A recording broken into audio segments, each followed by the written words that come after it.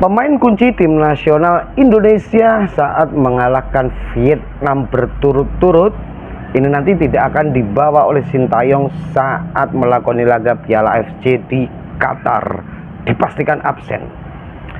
Bung Toel lagi-lagi menyampaikan siapapun pelatihnya termasuk Sintayong, kalau komposisinya pemain seperti ini ya pasti menang lah, gak perlu mikir. Ya deh dicangkeme wong iku anjane. Haha.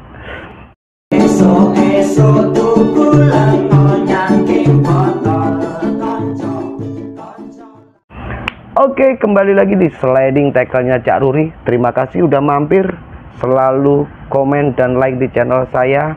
Bener-bener saya ucapkan terima kasih.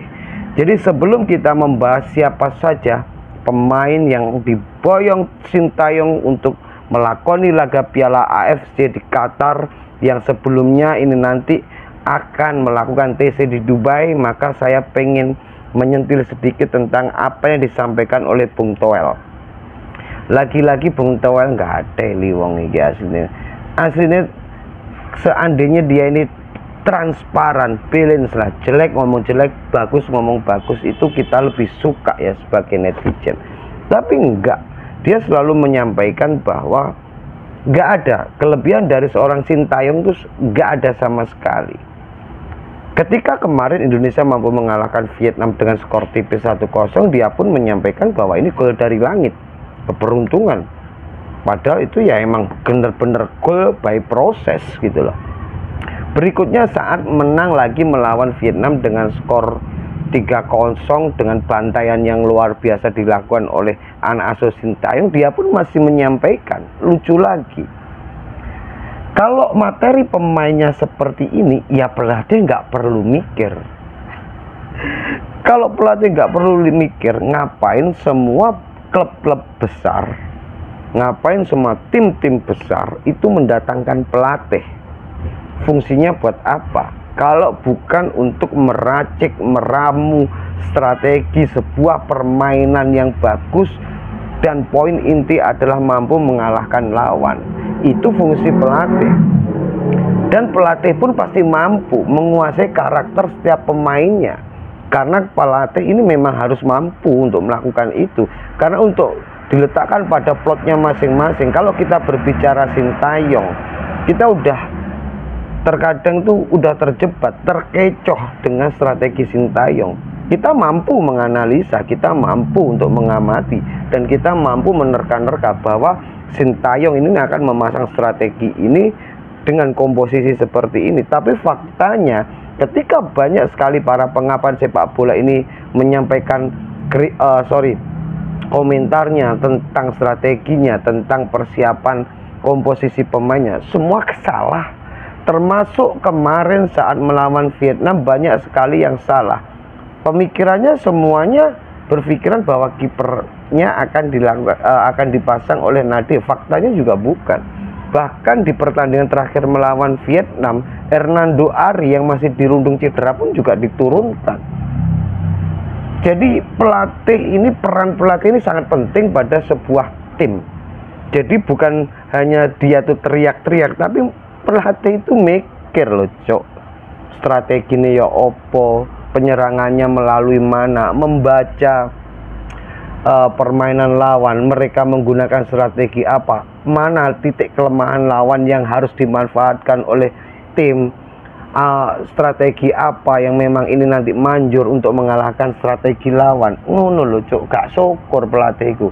Kalau memang pelatih itu nggak ada manfaatnya, ya buat apa mencari pelatih? Ya udah comot aja pemain-pemain yang bagus. Dan lagi faktanya Indonesia setelah berpuasa selama 20 tahun nggak pernah mampu mengalahkan Vietnam di kandang Vietnam. Ya ini dibuktikan oleh Sintayong dengan komposisi pemain yang luar biasa, dan pastinya juga strategi dan komposisi, dan juga pastinya taktikal yang luar biasa diberikan oleh Sintayong, dan semua mampu diterapkan oleh para pemainnya. Ngono loh Bung Toel. Jadi pelatih itu tetap penting. Menurutmu nggak aneh? Aduh. Oke, udah kita lupakan Bung Toel. Ada beberapa pemain kunci yang pasti tidak diboyong oleh Sintayong saat melakoni laga di Piala AFC di Qatar. Siapakah para pemain itu? Dipastikan Jay Itzes dan juga Ragnar Urakmangun. Iya, kenapa mereka nggak dipanggil? Ya karena keterbatasan umur. Kalau Ragnar udah pastilah, dia udah senior. Cuma Jay Itzes ini sebenarnya umurnya masih 23. Masalahnya di umur 23 ini Jay Itzes tanggal lahirnya itu sudah melebihi batas dari regulasi yang diberikan oleh FIFA. Karena FIFA sudah menentukan batas regulasi yang bisa tampil pada umur 23 ini maksimal adalah lahir pada tanggal 1 Januari 2021. Wah, ya wis telat ya. Tapi nggak masalah lah. Mungkin masih ada beberapa pemain yang sebelum Jay Itzes pun Indonesia juga sudah kokoh. Tapi lagi-lagi masalahnya masih ada Elkan Bagot yang masih dirundung cedera. Semoga di injury time nanti penentuan para pemain Elkan Bagot sudah benar-benar fit 100% untuk menjaga lini pertahanan Indonesia. Dipastikan lagi pemain lain yang kemarin tampil di Vietnam, ada Asnawi juga nggak bisa tampil karena ya umur. Mungkin di sisi kanan selain Asnawi, Yakob juga dipastikan nggak bisa karena umur juga. Jadi beberapa pemain yang kemarin bertanding dan mampu mengalahkan Vietnam yang dipastikan ikut adalah kiper Hernando Ari, kemudian Adi. Ada di lini pertahanan yang namanya Justin Hapner dipastikan juga akan tampil, yang saat ini dia sudah membela tim Cerezo di Liga Jepang. Kemudian ada Nathan Cho masih aman umurnya. Ada lagi pemain yang sangat-sangat saya suka karakternya di lini tengah, ada Ivar Jenner juga dipastikan akan tampil, akan berkombinasi dengan Marcelino Ferdinand.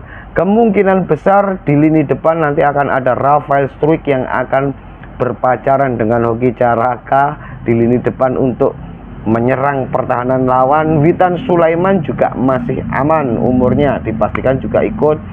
Sebelah kiri akan ada nama yang nggak pernah absen, yaitu Pratama Arhan. Sayang sekali Sirus Margono kali ini juga masih belum dipanggil. Nggak tahu masalahnya apa. Ya setidaknya jika Sirus Margono ini nanti dipanggil STY untuk memperkuat tim nasional pada lini pertahanan khususnya sebagai penjaga gawang, setidaknya Hernando Ari ini juga masih punya tandem. Saya kira Sirus dan Hernando saya kira juga skillnya juga sama-sama keren. Karena kita tahu beberapa pertandingan khususnya saat melawan Vietnam, Hernando ini benar-benar menunjukkan penyelamatan yang krusial untuk tim nasional Indonesia.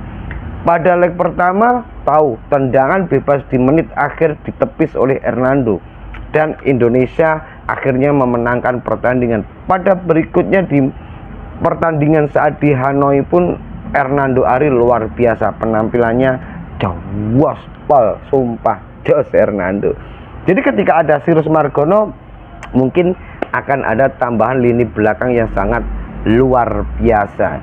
Jadi itu tadi adalah beberapa pemain-pemain yang kemarin tampil di laga saat melawan Vietnam yang akan dipanggil kembali oleh Coach Sintayong. Jadi menurut saya pemain-pemain ini memang sudah waktunya untuk tampil di ajang yang sesungguhnya sesuai umur mereka. Jadi ini manfaat dari Sintayong ketika tim nasional senior ini diisi oleh para pemain muda. Jadi untuk benar-benar mengisi jam terbang, mengasah mental, fisik, yang pastinya ketika pemain-pemain senior ini diturunkan pada level di bawahnya yaitu timnas U23, mereka udah nggak demam panggung lagi.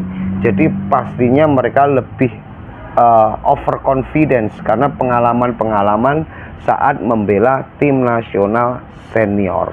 Jadi semoga nanti saat AFC ini dilangsungkan di Qatar, Indonesia akan benar-benar menuai hasil yang maksimal. Dan mulai hari ini tim nasional Indonesia sudah persiapan berangkat ke Dubai untuk persiapan TC, persiapan Piala AFC. Oke, salam sehat, salam waras, Indonesia juara.